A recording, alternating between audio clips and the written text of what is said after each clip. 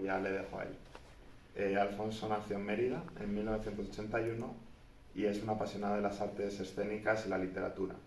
Actualmente escribe en el periódico NHU de Lavapiés, La Latina y Embajadores. Autor de En Lavapiés Los días son de poesía, este aquí que es su primer libro. Y de la segunda obra, Para ellos, para ellas, eso. Es titulado como actor y comunicador en Madrid. Alfonso Becerra. Buenas tardes a todos. Estoy muy agradecido de que dediquéis un poquito de tiempo de esta tarde de otoño para darnos una charla. Yo estoy sorprendido de estar aquí sentado porque yo soy un humilde trabajador, ¿sabes? Lo único que he hecho en Madrid desde que llegué aquí ha sido trabajar y luchar por mis sueños. Y hace un año se cumplió, ¿no? Que fue publicar un libro. Nunca pensé en mi vida que yo iba a ser escritor ni poeta, pero me tuvieron que encerrar en 20 metros cuadrados en el barrio de Lavapiés, en mi estudio, por el COVID, y ahí fue donde surgió todas mis emociones y todos mis sentimientos que tenía interior y empecé a escribir. Me vine a Madrid con 23 años, tendría vuestra edad más o menos, tenéis todos más o menos, 20, 21, 20... Más o menos, bueno. Pues con vuestra edad yo decidí que el pueblo se me quedaba pequeño y que yo quería ser artista, y entonces cogí un agosto del 2004 en las maletas y me vine a Madrid con varios amigos de Extremadura, y la verdad que fue la mejor opción que hice, porque yo lo que quería era salir, descubrir el mundo, y para mí Madrid era como viajar a Nueva York, ¿sabes? Claro, de un pueblo pequeño de Extremadura, de la España profunda, y llegar a un Madrid para mí era como wow, ¿sabes? Entonces cuando llevaba como 6 meses en Madrid es cuando decidí que quería estudiar arte dramático e interpretación, porque yo quería conocerme a mí y quería también pues el mundo del espectáculo, porque yo veía mucho en la televisión cuando veía a los humoristas y cuando veía las series de Siete Vidas, de Aida y todo eso. Yo quería ser un personaje de ellos, ¿no? Yo quería interpretar más mundos, y entonces me metí en una escuela de teatro que se llama Bululú 2120, estaba antes en Tirso de Molina, ahora está en Palos de la Frontera, y estuve 3 años ahí donde descubrí, esos 3 años de teatro descubrí hasta mi ideología política. Yo no tenía ni siquiera ideología política. Tenía una profesora de voz, una señora mayor francesa con el pelo naranja, y yo la veía así, una señora de 70 años, tan moderna, y era fumaba y todo, y era como, yo nunca había visto una señora mayor fumando, ¿no? Y con el pelo rojo, y ella me enseñó a hablar en público, hablar y expresarme, porque yo tenía un acento muy extremeño, un acento muy cerrado, muy borroso. Ella me decía: Alfonso, tú hablas borroso. Y yo decía, yo quiero aprender a hablar normal, castellano, como el que habla el telediario, ¿sabes? Como el que habla un comunicador. Y ella me dio unas técnicas y un tipo de estudio para hablar, para quitarme el acento y hacer de los personajes que tenía que interpretar, no siempre me saliera el acento extremeño ni me saliera el acento como andaluz, sino me saliera un acento perfeccionado. Y la verdad que los 3 años de Bululú, de la escuela de teatro, aprendí muchísimo. Fue como empezar de cero, es como ir al colegio de nuevo, pero ya con 20 y tantos años. Y luego sí que me cambié, cuando acabé ahí en Bululú, me cambié a otra escuela de teatro para también pisar un poco otro método, ¿no? Diferente de interpretación. En la interpretación tiene métodos Stanislavski, métodos también hice talleres en verano, de clown, también hice talleres de voz, porque me interesaba mucho, sobre todo el tema de voz, ¿no? Yo estaba obsesionado con que quería expresarme, y yo leía y leía todas las obras de teatro, que si tocábamos a Lorca, a Bertolt Brecht, a cualquier autor, yo me leía sus obras, y yo había momentos que me sorprendía de que estaba leyendo 4 libros a la vez en mi casa, y yo decía, qué ganas tengo de aprender, ¿no? Y ella siempre, mi profesora, cuando nos daba las tutorías ya de Navidades y todo, me decía, nunca he visto a una persona con tantas ganas de aprender como tú, ¿no? Y eso a mí me emocionaba porque yo en Extremadura nunca me dieron la oportunidad, ¿no?, de estudiar. Allí era más que tienes que ir al campo, tienes que trabajar, tienes que un futuro más laboral, pero no de aprendizaje, ¿no? Y también porque mis padres lo habían mamado así. Entonces esos 4 años de interpretación aprendí muchísimo, vi mucho teatro, conocí a muchísima gente, a gente famosa también conocí, y tuve la oportunidad de conocer también a gente que trabajaba en teatros. Entonces yo iba todas las semanas a 4 o 5 obras de teatro, pero teatros del Español, del Valle Inclán, ¿sabes?, de producciones grandes. Y la verdad que aprendí muchísimo. Luego sí que luego del teatro he trabajado poco como actor profesional. Sí que trabajé para teatro infantil de la Comunidad de Madrid. Había como unas campañas en verano que era contra los incendios forestales, y era fomentar a los niños para que no hicieran fuego en el monte, concienciarlos. Entonces eran unas campañas que iban por todos los pueblos de la Comunidad de Madrid y íbamos de superhéroes, ¿no? Éramos como superhéroes que hacíamos un teatro infantil súper bien estructurado y muy bien dirigido por un profesional de la escuela. Y ahí también aprendí mucho, sobre todo a tratar con niños, porque a mí los niños me daban como mucho respeto, ¿no? A mí los niños siempre era como, un niño siempre te va a decir la verdad, ¿sabes? Un niño siempre te va a decir, tú calvo, o tú feo, ¿sabes? Y a mí me daba mucho miedo. Entonces descubrí que haciendo teatro para niños, vistiéndome de superhéroe, pues los niños me dibujaban. Yo había días que me iban con 7 o 8 folios de un dibujo mío, ¿sabes? Y lo pegaba en la nevera. La verdad que fueron 2 años que aprendí mucho de los niños y de cómo concienciar a personas infantiles. Y luego también la convivencia de trabajar con más actores, que no es nada fácil. Sobre todo lo más difícil es trabajar en equipo. Yo creo que sobre todo en teatro era muy complicado cuando había una obra, por ejemplo, que había que montar de 8 personajes, era muy complicado que salir hacia adelante. ¿Por qué? Porque siempre cuando había uno que llegaba tarde, la otra estaba mala, cuando no el otro, ¿sabes? Siempre había que tirar un poco de ahí, y a mí eso fue una de las cosas que me desesperó más en el teatro, porque yo viajé a Londres y viajé varias veces a ver producciones grandes ahí a Inglaterra, y yo decía, joder, que en España no tiene nada que ver, ¿sabes? Estamos como mucho más atrasados, porque aquí seguíamos arrastrando un poco todavía la cultura, ¿no?, de tantos años de dictadura y todo, y yo decía, yo quiero hacer, ¿sabes? Pero bueno, es algo que seguimos arrastrando y bueno, se va avanzando, pero el atraso está, siempre. Entonces los 4 años de teatro y de interpretación me hicieron, yo lo que sí que aprendí fue a conocer a muchos autores, ¿sabes? A autores de teatro, a Ana Diosdado, que me pareció también, leerla me pareció brutal, a Bertolt Brecht. Tenéis que leer a Bertolt Brecht porque se aprende muchísimo de él, me parece que es uno de los grandes maestros. Lorca, te podría decir un montón de Shakespeare, también hay que leerlo, es súper importante. Tito Andrónico, léetelo, aunque no entiendas nada, algo se queda en ti, te lo puedo asegurar. Yo hay muchos momentos que hay muchos libros que cojo de la biblioteca, me los leo y digo, es que me he enterado. Juan Goytisolo, que ahora lo he leído hace poco, me he leído un libro de él, yo no me he enterado de lo que me estaba diciendo, pero es que luego cala, luego asienta lo que te ha dicho, porque él empieza el libro al revés, escribe al revés, escribe de cómo acaba el libro a cómo es alucinante. Y con el teatro eso, aprendí mucho de grandes autores y de grandes dramaturgos, y me quedé con eso. Luego sí que con el tiempo ya como con el teatro me decepcioné un poco, porque era como tirar mucho, luego me daban papeles secundarios, yo quería ser el protagonista, ¿no? El ego siempre por encima, pero ya me empezó a pesar, ¿no? 4 años, aparte de estudiar teatro, trabajando también, trabajaba en la noche para ir a estudiar teatro durante el día, pero a mí no me importaba, yo estaba tan ilusionado, yo quería, y en el fondo luego me di cuenta con el tiempo que yo lo que quería era salir en la tele. Mi ilusión era ser actor para salir en la tele, porque yo lo que quería era que me vieran, yo lo que quería que me vieran en el pueblo, que salgo en la tele. Entonces yo dije, joder, digo, que Y cuando va pasando el tiempo te vas dando cuenta de por qué eliges ese tipo de cosas, ¿no? Y sí que me metí más en el mundo de la publicidad también y de los rodajes de televisión. Me metí más en Amar en tiempos revueltos, de cuando era al principio en televisión española. Estuve haciendo ahí un par de personajes, de episodios y de capítulos. También estuve en varias series que había en Antena 3. Salía en la tele. Hubo una época, 2 años, que fueron bastante...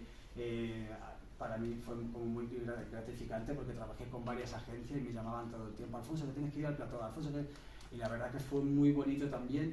Y luego ya cuando se me pasó un poco el tema de las series y todo, ya me empecé a meter un poco más en la publicidad.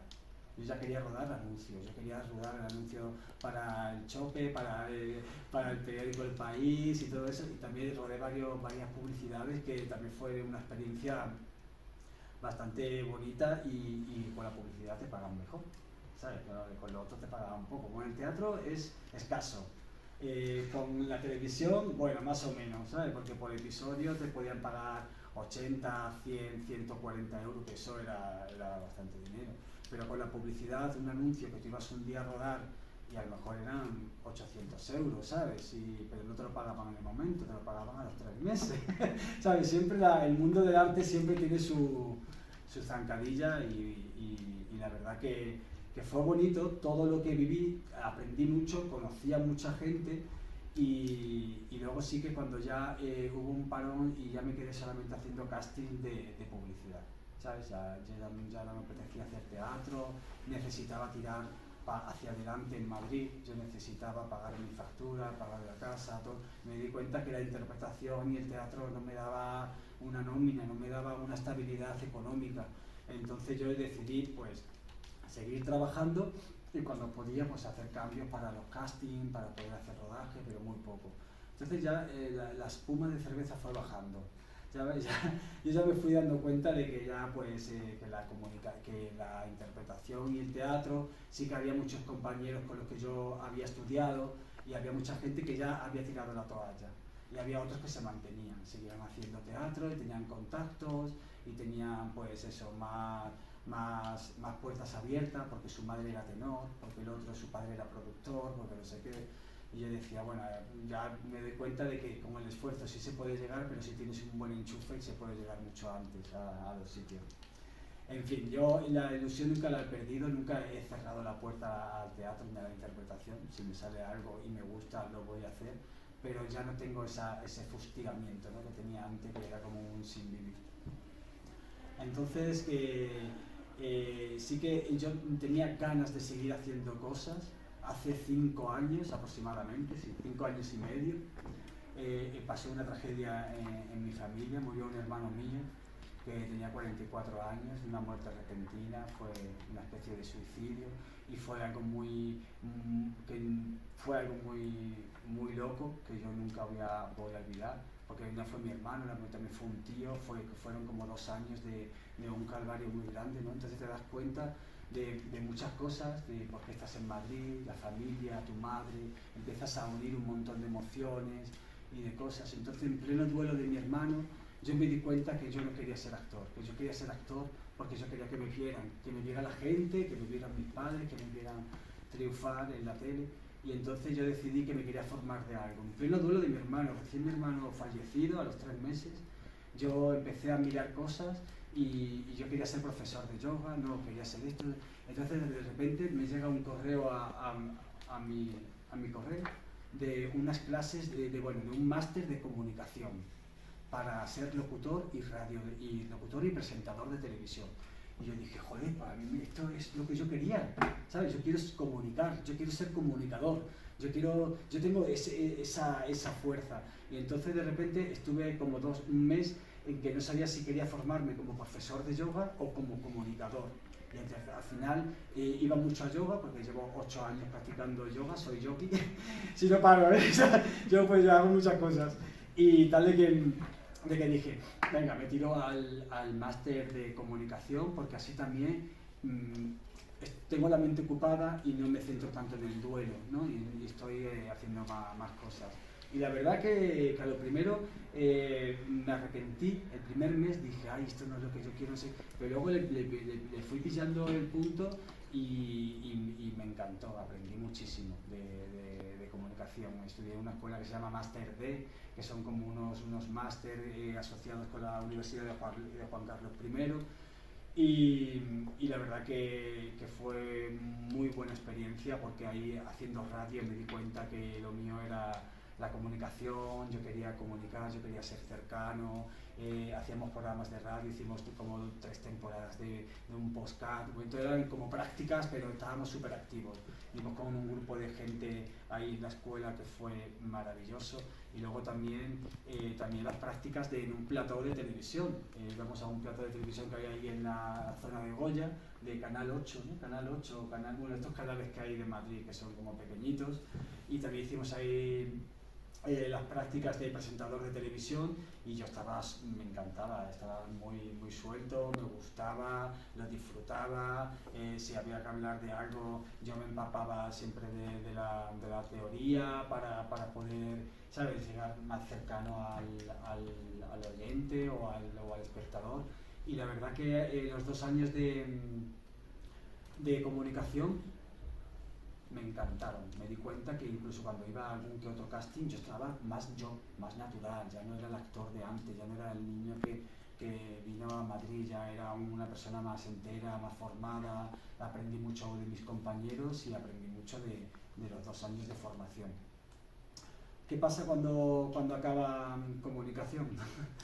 Pues que de repente entro en una radio, en una emisora de radio de aquí al lado, de Tres Cantos, que se llama Esencia FM. Ahí empezó también las prácticas un colega mío, un compañero mío, y estuve 1 año. Hacíamos un programa los viernes que se llamaba Hablemos de Finde, me acuerdo perfectamente. Estuvimos ahí en podcast, en redes sociales y todo. No nos veía mucha gente, pero no nos escuchaba mucha gente, pero luego también empezó la emisora como a evolucionar, y hacíamos streaming, que ya era hablar y también te veían, y era súper chulo y súper bonito. Era como un programa muy rollo, así como lo de, ¿cómo se llama? Lo de Broncano. ¿Cómo? Late Night. No. La Resistencia, eso. Rollo así como La Resistencia, pero al estilo municipal de Tres Cantos, ¿sabes? Tampoco no era mucho más. Pero fue un año muy bueno, porque aprendí mucho de radio, aprendí mucho también de cómo hay que preparar las secciones, que no parezcan preparadas, sino que sea algo que tú has vivido, esto, lo otro. Y la verdad que fue muy chulo el año que estuve ahí en la emisora. Luego también tuve la oportunidad de entrar en varias emisoras también de barrios, y bueno, en Lavapiés también hay una emisora de radio, y también colaboré varias veces con ellos. Y luego pues sí que el grupo de la gente de comunicación sí que creamos un podcast, y hicimos un programa que era temporal, que se llama Donde tú estás, y está ahí en redes y está ahí en plataformas digitales. Y bueno, fue una experiencia muy chula. También llevábamos a gente, todas las semanas llevábamos a alguien para entrevistar. Yo era muy partidario de llevar a gente de la calle. Yo no quería ni famoso, ni gente ilustre, ni nada. Yo quería entrevistar a una cajera del día. Yo quería entrevistar a un barrendero que me contara de su vida, ¿sabes? Y entonces mis compañeros se quedaban descolocados. Yo decía, yo en mi sección quiero entrevistar a gente normal, porque tienen mucho que contar, mucho más que cualquier otra persona. Yo ahora que estoy dando aquí la clase, bueno, la charla, yo en comunicación tenía una profesora que iba toda la semana, y era una locutora de cadena SER, que luego la despidieron. Pero aprendí también mucho de ella, porque ella hablaba mucho de su experiencia, y también era como muy cercana, y ahora que estoy aquí me estoy viendo un poco como ella, porque ella, me acuerdo que al principio era como, ¿qué hago yo aquí si yo aquí no soy nadie, no sé qué? Sí, tú tienes mucho que aportar. Y a mí cuando me invitó Dani dije, ya, pero bueno, yo voy, pero no sé, lo que os voy a contar es mi experiencia vital desde que llegué a Madrid, de todo lo que he vivido, tanto del teatro como de la interpretación, de la televisión, de la publicidad y de comunicación. Pero lo más gordo es que cuando ya pasa todo el año de la radio, yo ya decido dejar la radio, porque bueno, había ahí como llegó un momento en el que ya el programa empezó a desfasar un poco y todo eso, y yo ya me aparto de la radio, decido no seguir con la radio, y tacatán, chimpum, que llega el coronavirus. Y entonces, pues ahí de golpe se para el mundo, ya, bueno, todos lo sabéis, ¿no? Todos pasamos por ahí. Yo soy una persona muy activa, siempre estoy para arriba, para abajo, trabajo en la noche haciendo extra, que si de camarero, que si esto, que si lo otro. Y de repente, boom, yo me veo en mi estudio de lavapiés de 20 metros cuadrados. ¿Qué día fue el confinamiento? Aproximadamente en marzo, en 20 de marzo por ahí. De un día para otro me veo encerrado en 20 metros cuadrados, que es como una celda, una casa pequeñita, que está hecha para ya dormir y para poco más, ¿sabes? Tampoco no está para estar ahí encerrado. Y me veo ahí encerrado en 20 metros cuadrados. Justamente esa semana iba a cobrar el paro, me quedé sin paro tampoco. Me veo encerrado, lleno de miedos, con un duelo todavía que se presentó, el duelo de mi hermano se presentó mucho más presente. Y de repente me veo ahí, desde el 20 de marzo hasta el 11 de abril, yo estuve como en shock. Estuve ahí, ¿sabes? Era como, ¿cómo puede estar pasando esto? ¿Sabes? ¿Cómo puede estar pasando esto? Pasándolo fatal, toda la comunidad donde yo vivía, éramos gente soltera también, que vivíamos solos y nos unimos un poco, pero era el miedo más que otra cosa, ¿no? El miedo de hasta cuándo vamos a estar aquí, yo no estoy preparado para estar aquí encerrado, dónde están mis sueños, mis ilusiones, económicamente se me iba el dinero porque no entraba tampoco, y justamente recuerdo perfectamente, está hablando ya el libro, un 11 de abril del día del confinamiento. Yo había perdido la noción del tiempo, no sabía cuándo era de noche, cuándo era de día, yo comía cuando tenía hambre, dormía por la noche, vivía por el día, y de repente era como a las 11 de la mañana, un 11 de abril, y yo estoy en casa, estoy triste, no lo siguiente, me había pasado de todo, pues a intentar hablar con gente, nadie te contesta el teléfono, el confinamiento era una locura, y yo tengo el ordenador abierto, con papeles, con libros y todo, y de repente yo empiezo a escribir en el ordenador, en el Word, pero yo no escribía solo, ¿sabes? Era como empezó a salir como una emoción, un sentimiento, algo muy místico, ¿vale? Yo siempre lo he contado así, que fue algo como muy místico. Entonces yo empiezo a escribir como un relato o un poema sobre un amor no correspondido, ¿no? Que me vino ese día. Era como todos los duelos que yo tenía ya como cerrados y ya tenía todo apartado, en el confinamiento a mí me llegó todo de golpe. Me llegó tu infancia, toda la gente que te ha hecho daño también me venía todo. Entonces yo escribí ahí, y cuando ya acabo de escribir, yo leo lo que he escrito y yo es que no reconozco ni que lo he escrito yo, porque uso palabras que ni siquiera las uso en mi día a día, y yo dije, pero ¿esto qué es? ¿Sabes? Y me grabo también, me grabo recitándome. Y cuando yo me escucho recitándome, digo, wow, esto es una pasada. Es que yo, escuchándome a mí mismo y leyéndome a mí mismo, no paro de llorar, ¿sabes? Era como un chorro de emociones y de sentimientos. Os voy a leer ese poema, que fue el primero que escribí. Y me parece que es un poema muy especial porque salió de la nada. Luego, a raíz de ese poema, yo empiezo a escribir. Y en 10 meses tengo esto, un libro. Pero yo todo lo que escribía desde marzo hasta que lo cerré en febrero, yo no era consciente de que se iba a convertir en un libro. Yo lo escribía como un diario mío personal. Yo era como necesitaba sacar eso. Entonces yo cuando ya tenía como 7 o 8 poemas, una amiga mía de Alcorcón, yo le enviaba los poemas a ella en Word. Ay, mira lo que he escrito hoy, no sé qué. Me decía, tío, esto es una puta maravilla. Yo decía que no, que yo lo hago como terapia para salir un poco de todo el jaleo que hay del confinamiento y todo. Dice, esto tienes que sacarlo fuera, hazte un Instagram. Yo no tenía ni redes sociales, ni Instagram, ni nada, ni Facebook, ni nada.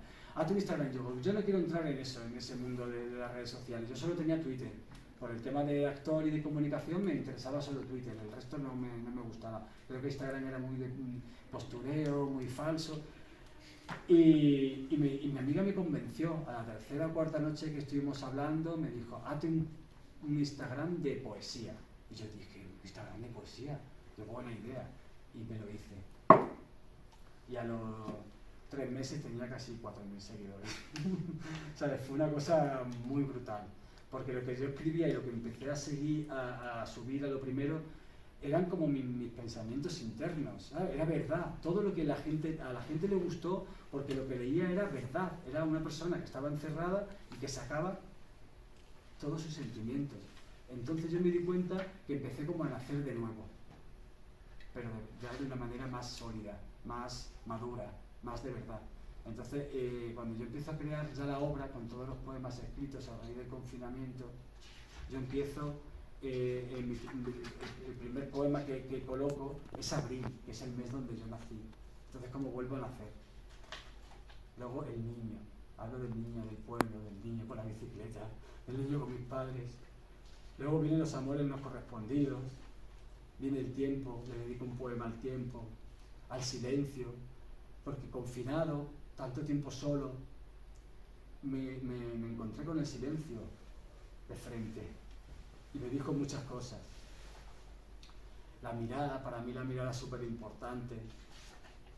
Me voy al pueblo, le escribo un poema a mi pueblo, que yo el pueblo lo había olvidado por completo, me tuvieron que encerrar para volver a hacerle un homenaje a de donde vengo, a mi raíz.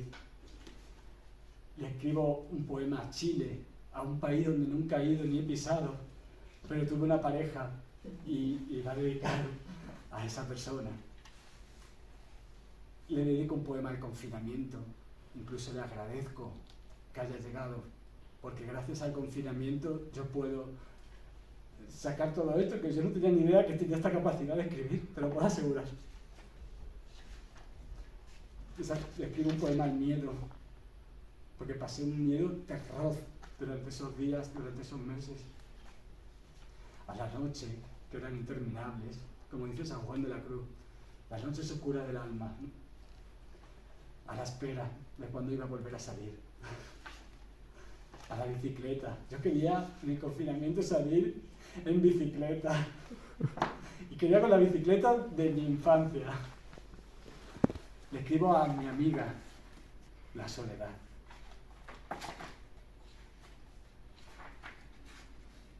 Le escribo a la luna, que desde la corrala de Lavapiés la miraba y era mi hermano.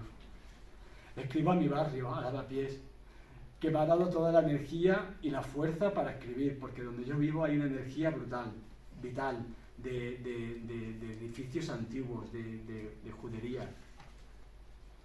Y luego, en pleno confinamiento, también hay desprecios.